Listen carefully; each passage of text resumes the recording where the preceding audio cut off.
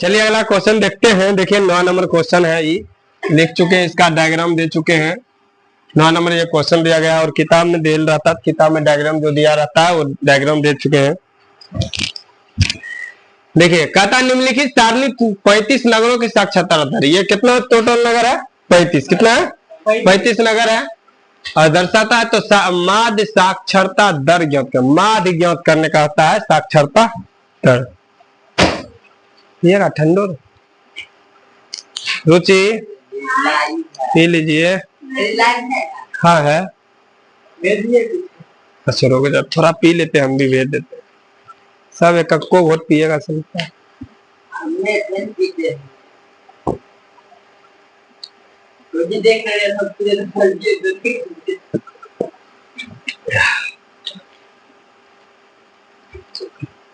लीजिए कहा कि सब पी लीजिए। चलिए आगे देखते हैं। आप वर्ग चिन्ह देखिए, एक्स से वर्ग चिन्ह निकालना है तो 55 और 45 जोड़ देंगे। 55 और कितना हो गया? 100। 100 हम 2 से भाग देंगे तो कितना हो जाएगा? 50।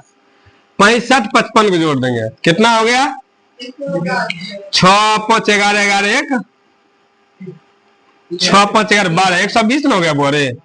5 5 10 के 0 बोल 6 5 11 1 12 2 से तो 6 0 60 होगा। कितना हो गया? 60 है। मतलब 10 का अंतराल चल रहा है। कितना चल रहा है?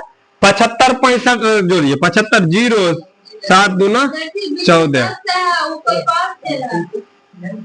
नहीं देख लेते हैं। ये कितना हो गया? 70 10 का अंतराल है। कितना का अंतराल है वो? 10 का। 70 के बाद कितना हो जाएगा? 80 80 के बाद 90। आगे चलिए समझ लीजिए।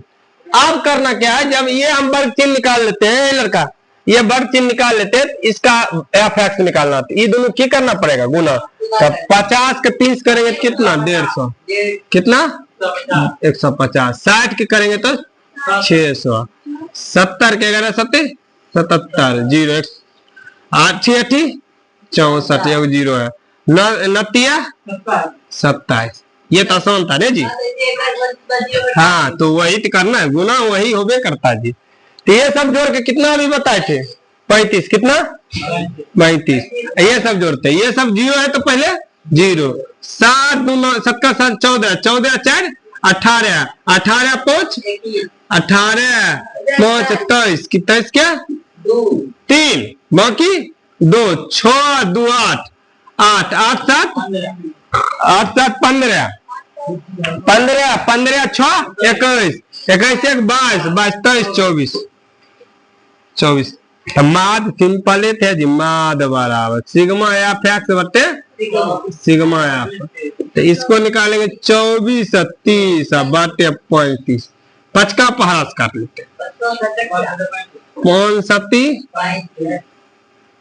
5 चौक 20 8 5 6 5 30 486 बटे 7।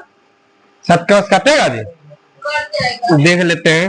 486 में 7 से 7 5 35 7 6 42 7 49 7 5 7 6 42।